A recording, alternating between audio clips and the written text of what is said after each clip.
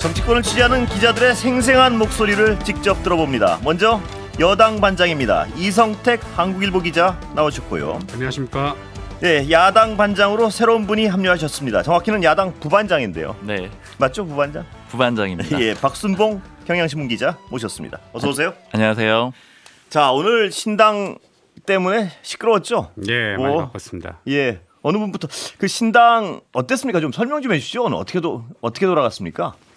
신당이 오늘 그 김종민 의원, 그러니까 새로운 미래에 예. 있는 김종민 의원 그리고 이제 이낙연 대표가 이제 기자회견을 11시에 하셨죠. 예. 같이 못하겠다, 예. 결별하자 기자회견을 했고 오후에 곧 이어서 이제 이준석 전 대표가 그래 결별이다, 딱 제 갈 길 가자 이렇게 예. 기자회견을 하면서 끝이 났습니다. 아까도 한번 여쭤봤었는데 지우기로 기획했다는 게 무슨 말인가요? 그러니까 사실 이낙연 대표 쪽에서 제기하는 의혹인데, 예. 그러니까 물론 처음부터, 그러니까 합당 과정부터 그랬다라는 건 아니고, 네.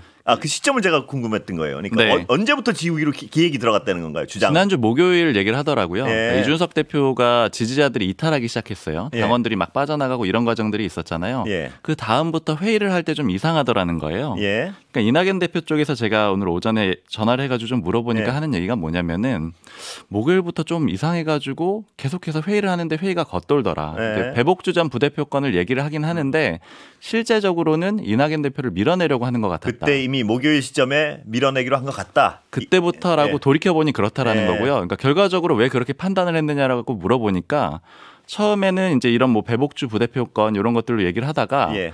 그 다음에 이제 공관위원장 얘기를 하더라는 거예요. 예. 그래서 이제 한빛변 씨를 얘기를 하길래 좀 논란이 있었던 분 아니냐, 좀 예. 어렵지 않겠느냐라고 했더니 김종인 전 위원장이 추천한 인물이다 이렇게 주장을 하더라는 거예요. 그래서 그러냐, 그런 다음에 또 뭐 김종인 위원장, 공관위원장 얘기를 또 그 다음에 하고요. 그러다가 결국에는 이낙연 대표가 없어야지 김종인 위원장이 공관위원장으로 오신다더라 이런 얘기까지 나왔다라는 거예요. 예. 그러니까 이런 과정들이 차근차근 하나씩 좀 밟아가는 것 같았다라고 얘기를 하고 있어요. 예. 그리고 좀 하나 좀 예. 의심을 하는 건 뭐냐면은, 그러니까 이준석 대표 입장에서 지지자들이 굉장히 절실해졌다 이런 얘기들이 나오고 있어요. 예. 이게 무슨 얘기냐면은 국민의힘 공천이 굉장히 좀 조용하게 흘러가고 예. 있잖아요. 그러니까 향후에 이 각 당에서 의원들이 합류를 하게 될 가능성이 있는데 예. 이탈을 하게 되면은요. 그때 민주당 쪽에서 의원들이 좀 많이 나올 것 같다라는 예. 거죠. 민주당 공천이 조금 더 시끄러우니까. 예. 그렇게 되면은 힘의 균형이 좀 밀릴 수가 있다라고 본 거죠. 이낙연 예. 대표 쪽에 많이 민주당 계열 의원들이 많이 오게 예. 되면은 밀릴 수 있다라고 보고, 그러면 그런 상황이 왔을 때 이준석 대표한테 가장 중요한 건 결국 지지자들인데 예. 이 지지자들이 이탈하는 상황을 견딜 수가 없었던 것 같다 이런 얘기들도 좀 하고 있습니다. 예. 야당 쪽 분석 어떻게 보세요? 충분히 설득력이 예. 있는 분석 같고요. 예.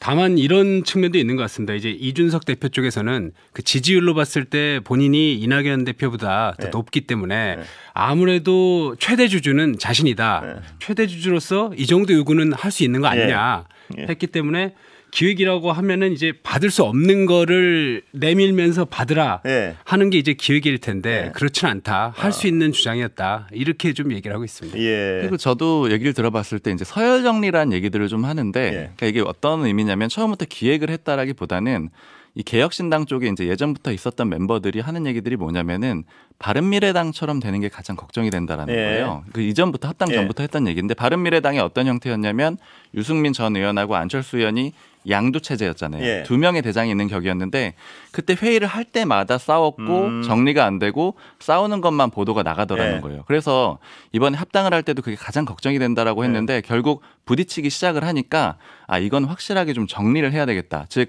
한쪽이 나가거나 아니면은 뭐 완전히 밑으로 들어오거나 이 둘 중에 하나로 가야 되겠다 이런 식으로 좀 판단을 한 걸로도 근데 보입니다. 합당할 때 그걸 몰랐나요? 시끄러울 걸? 정말 사실은 몰랐나요? 알고 있었죠. 예. 왜냐하면 그래서 이 이준석 대표 쪽 얘기를 들어봐도 그때 이제 자강론자들이 있잖아요. 예. 뭐 대표적으로 천하람 전 위원장 예. 이런 인물들이 있는데 자강을 하자란 이유가 그런 이유들이 있었어요. 예. 그러니까 이 잘 접합이 안 될 거다 이런 얘기들이 있었는데 결국 합당을 한 다음에 당원들이 빠져나가고 네. 논의가 잘 안 되니까 당내에서 이준석 대표가 다시 한번 입지가 약화되죠. 네. 왜냐하면 남 믿고 합당하자 이렇게 했는데 결과적으로 잘 안 됐던 거잖아요. 그러니까 네. 그런 압박도 좀 작용을 했을 것 같습니다. 자강론으로 갔어야지 뭐 이런 후회들 많이 하겠어요 요새 내부 예. 분위기는.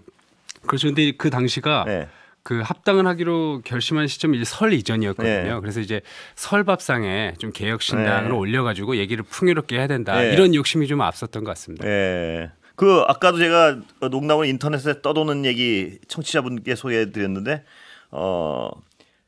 신선 우유의 유통기한이 11일이랍니다. 11일에서 아, 그런가요? 14일. 예. 네.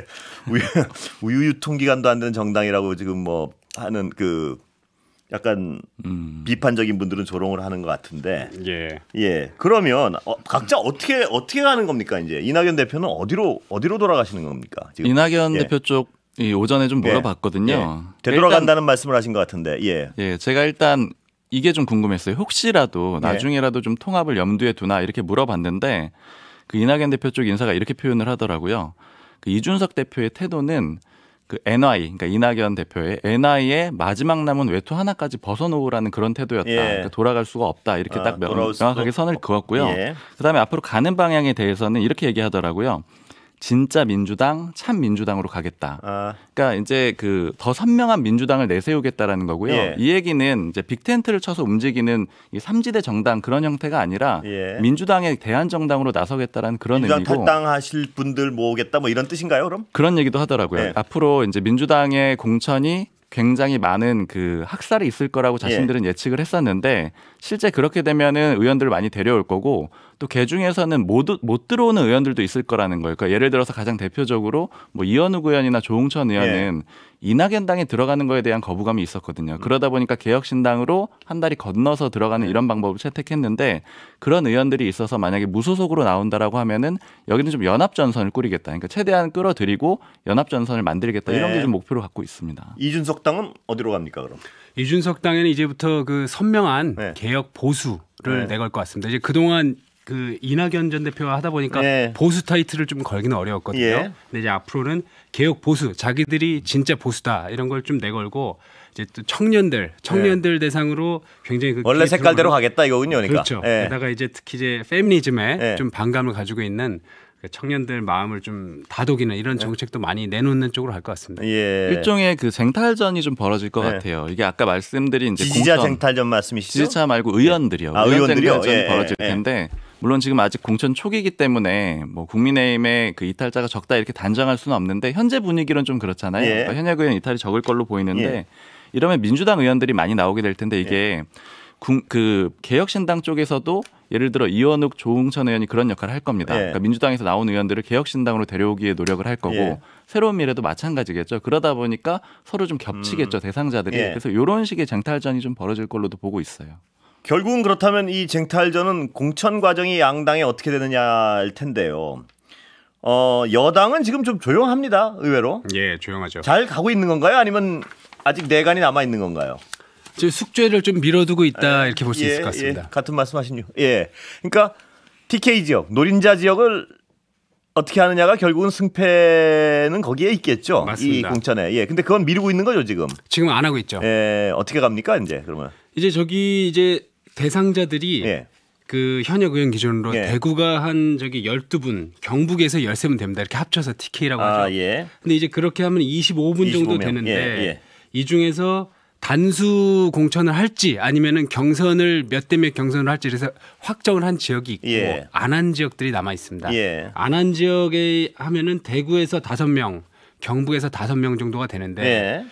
최대 한 10명까지는 컷오프가 가능하다. 예. 이런 계산이 될 수가 있고요. 물론 최대치기 때문에 예. 그만큼 컷오프가 안 될 수도 있습니다. 그리고 예. 컷오프가 아니더라도 경선에서 져서 탈락하는 경우도 결과적으로는 불가리기 때문에 예. 그렇게 되는 경우들도 한 10명에서 15명 정도 예. 될 것으로 보입니다. 언제쯤 결론날 것 같아요 지금 보면? 한 23일부터 해서 공천 심사를 본격화한다 예. 그랬으니까요. 예. 근데 이제 지역이 순차적으로 합니다. 서울부터 하기 때문에 그래도 3월 되기 전에는 예. 결론이 나오지 않을까 싶습니다. 이게 네. 여길 봐야지 이제 알겠군요. 과연 그렇죠. 예.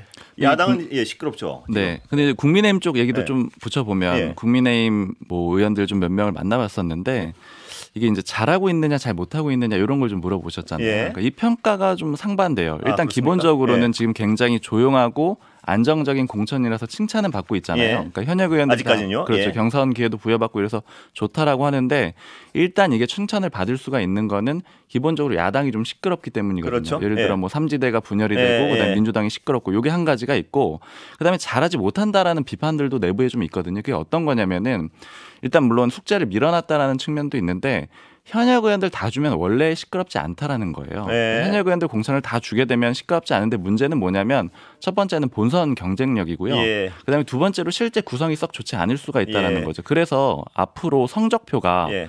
예를 들어 한동훈 위원장이 지금 대표적으로 내걸고 있는 곳들이 있습니다. 예. 뭐 낙동강 벨트, 예. 그다음에 그 한강 벨트, 그리고 이제 수원도 뭐 지역구가 5개는 네. 벨트라고 할 수 있겠죠.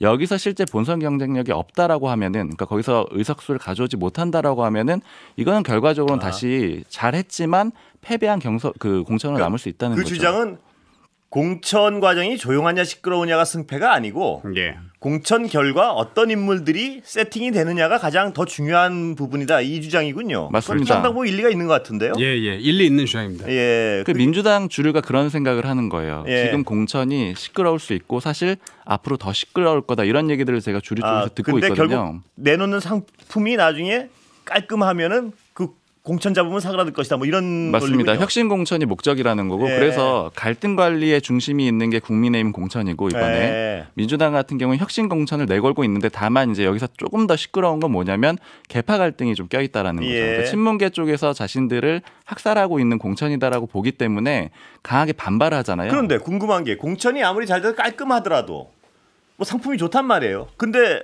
수긍 안 하고 막 튀어나와서 갈라져서 선거를 치르면 불리한 거 아닙니까? 그렇죠. 그건 그 부분이 또 가질 것 같은데요. 아무리 맞습니다. 공천을 잘해도. 그러니까 예. 결국 이 부분에 대해서 이제 갈등 관리에 좀 한계를 빚고 있기 때문에 예. 비판도 받고 내부적으로도 좀 힘든 상황이고 예. 그래서 이제 뭐 레드팀이라고 하는 상황실도 두겠다라고 만든 것도 그런 이유 중에 하나거든요. 예. 그런데 이제 민주당 주류에서는 그러니까 기자들한테 이렇게 제가 취재하고 하면은 이런 불만을 좀 얘기하긴 하는 거예요. 뭐냐면은 왜 계속 그 혁신 공천, 쇄신 공천을 갈등으로 쓰느냐라는 거예요. 그러니까 그게 친문계 쪽에서 자꾸 활용을 한다 이런 시각도 좀 갖고 있거든요. 그 이른바 어떤 그쪽에서는 그렇게 주장할 논리는 되네요. 한쪽에서는. 그렇죠? 왜냐하면 혁신 공천하려면 시끄러울 수밖에 없다. 이 논리 아니에요. 그러니까. 그리고 이제 뭐 개별 이름을 대긴 좀 네. 그렇지만 누구누구를 거론을 하면서 주류 쪽에서는 이런 사람들 배제하는 게 왜 이게 갈등이냐 이거는 혁신이다 이런 식으로도 주장을 하고 있습니다. 그 주장도 이쪽에서 보면 일리가 있네요. 또 이쪽에서 네. 보면 또 모르겠는데. 예. 근데 아까 제가 하나 질문을 빼놓고 가서 그런데 신당 갈등에서 11일 만에 깨졌지 않습니까? 정치적 상처는 어떻게 됩니까? 이준석 대표가 큽니까? 아니면 이낙연 대표가 큽니까? 아, 그거 참 쉽지 않은 질문인데 예. 제가 보기에는 이낙연 대표가 더 클 것 같습니다. 예, 어떤 측면에서 그렇습니까? 이준석 대표는 원래 스타일이 좀 갈등을 피하지 않는 예. 그런 이제 파이터 스타일인데 이 이낙연 대표는 그거보다는 이제 좀 노련하고 긴중 관리 뭐, 원숙하고 관리를 잘하고 하지만 예. 이번에 갈등 관리가 안 됐다 했을 때 이낙연 대표가 조금 더 예. 타격이 있지 않을까 이렇게 생각합니다. 어떻게 보세요? 그 예. 민주당에서 나온 의원들을 얼마나 새로운 미래에서 확보하느냐 못하느냐에 따라서 평가가 갈릴 것 같은데 네.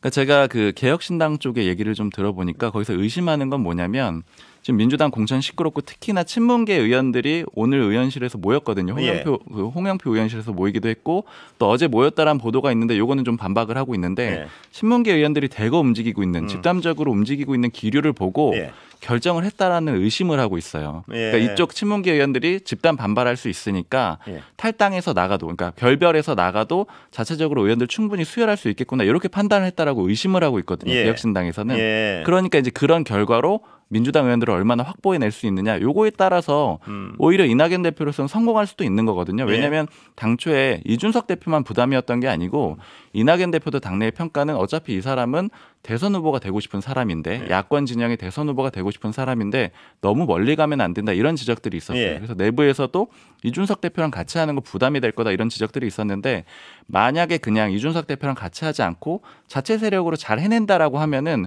오히려 차기에 그 대선 후보로 나서는데 더 좋을 수가 있거든요. 그러니까 기회로 삼을 수도 있는 겁니다. 예. 그 용산 출신 참모들은 역차별이다 이런 주장도 하고 있는 것 같은데 맞습니까? 아 실제로 한 의원이 이렇게 얘기를 하더라고요. 이게 참 그 경선이라는 게 현역 의원한테 굉장히 유리할 수밖에 없는데 어느 정도냐면은 자기가 있고 상대방으로 한동훈 위원장이 나오더라도 나는 이길 자신이 있다 이렇게 말할 정도로 경선이라는 거는 현역 의원한테 해당 지역구 의원한테 굉장히 유리합니다. 그렇기 때문에 지금 이제 컷오프로 현역 의원을 많이 쳐내기보다는 갈등 관리를 위해서 경선을 많이 붙여줬거든요. 그래서 경선을 하면은 아무리 그 대통령 참모 출신이라고 날고 겨도 지역에서는 인지도가 떨어질 수밖에 없기 때문에 그렇겠죠. 네. 그런 면에서 경선을 붙인다. 이것은 결과적으로는 나에 대한 좀 역차별 아닌가 이렇게 보는 시각들도 없지 않은 것 같습니다. 예. 그런데 TK 쪽에서는 어떤 컷오프 대비해서 벌써부터 무소속 들썩들썩하는 분들이 진짜 있나요? 아직까지 그렇게까지는 하지는 않을 것 같고요. 네. 왜냐하면 정치인들의 생리가 기본적으로 내가 이길 수 있다라는 믿음을 굉장히 강력하게 가지고 계신 예. 분이기 때문에 떨어지고 나서는 어떻게 할 건가 그때가 생각하더라도 네. 지금은 이긴다 누가 와도. 그렇죠. 그렇게 보시는 분들이 많을 것 같습니다. 근데 단수 추천할까 봐 그런 거죠. 만약에. 단수 추천한다면은 이제 그러면은 정말로 이제 그럼 거기는 나갈 분 많겠죠. 거기도 만약 단수 추천을 한다면. 무소속으로 말씀하시죠. 예. 무소속으로 나갈 분 많을 것 같습니다. 예. 그러니까 그 사태를 한동훈 위원장은 그 사태를 막기 위해서 지금 아직까지 보이기에는 관리형 공천 쪽의 분위기인 것 같다. 이렇게 해석해도 되는 건가요? 아까 저 관리형 공천이라 그러셨는데 실제로 그런 부분도 있고 여당이 공천에서 잡음이 좀 적게 나올 수 있는 조건이기도 합니다. 왜냐하면은 현역 의원 수가 적기 때문에 아무래도 빈 지역구가 많고 또 조정할 여지도 있고 또 여당이기 때문에 공천을 못 주더라도 나중에 공공기관장이랄지 여러 가지로 그 회유책 당근들이 있기 때문에 아무래도 조건 자체도 갈등 잡음을 덜 내는데 유리한 그런 조건이에요. 예, 아까 그 두 가지 측면 갈등 공천이냐 혁신 공천이냐 뭐 이렇게 볼 수 있는 것 같은데요. 네, 그 싸움으로 흐를 거라고 보는 거고요. 그러니까 민주당에서는 결국에는 요 개파 갈등 이미지를 벗어내느냐 못 내느냐에 따라서 갈등 공천, 그러니까 공천 파동이냐 아니면 쇄신 공천이냐 요걸로 갈 수 있는 갈림길이 있는 상태입니다. 예. 그렇다면 앞으로 더 시끄러워지는 것도 마다하지 않겠다. 이런 어떤 분위기인 건가요? 그러니까 사실 이런 식으로 시끄러워지는 걸 원하지는 않고 있어요. 그래서 이재명 대표도 오늘 이제 갈라치기는 아니다라는 식으로 계속 얘기를 하고 있는 게 개파 갈등이라는 그 프레임 자체에 대해서 굉장히 부담을 갖고 있고 주류 쪽의 모 인사가 이런 얘기를 하더라고요. 그러니까 임종석 전 비서실장이 굉장히 좀 싸움에 능한 것 같다. 왜냐하면 이 이슈가 나왔을 때 친문계 학살이라는 그러니까 개파 갈등 프레임을 가장 먼저 꺼내들었기 때문에 이걸 대응하기가 굉장히 좀 까다롭다라고 보고 있거든요. 그러니까 요거에 대한 대응이 앞으로 좀 많이 나올 것 같습니다. 박용진 의원 10% 하위 10% 평가. 이건 분위기가 어떻습니까? 당내에서. 제가 좀 이재명 대표랑 가까운 그런 이제 모 의원한테 들었을 때도 좀 의외다 이런 표현들이 좀 있어요. 왜냐하면 이제 뭐 박용진 의원하고 김영주 의원 둘 다 평가를 하던데 두 의원 다 굉장히 좀 그 의원들 사이에선 평가가 좋다라는 거예요. 특히 박용진 의원 같은 경우에는 대외 활동을 굉장히 많이 하잖아요. 그러니까 뭐 이슈 파이팅이라고 하나요? 뭐 그런 거에 대해서 굉장히 강점이 많은데 중간 정도는 했을 것 같다. 친명계 의원인데 그런데도 하위 10% 나온 건 자기도 좀 의아하다 이런 얘기들을 하고 지금 이제 당내에서 좀 의심을 하고 있는 건. 근데 왜 그렇다면 지금 시간은 다 돼가지고 왜 공개를 안 하나요? 그 공개해버리면 되는 거 아닌가요? 그 평가 기준 그건 못 하나요? 좀 안 하도록 돼 있어요. 근데 왜 안 하는지에 대해서 이유를 좀 명확하게 밝히고 있지는 않은데 근데 일단 의원들 개개인한테도 지금 공개가 안 되거든요. 그러니까 통보받은 사람한테도 그게 안 돼서 그 부분에 대해서 좀 문제를 삼고 있는 상태입니다. 지금까지 이성택 한국일보 기자, 여당 반장이고요. 박순봉 경향신문 기자, 야당 부반장입니다. 감사합니다.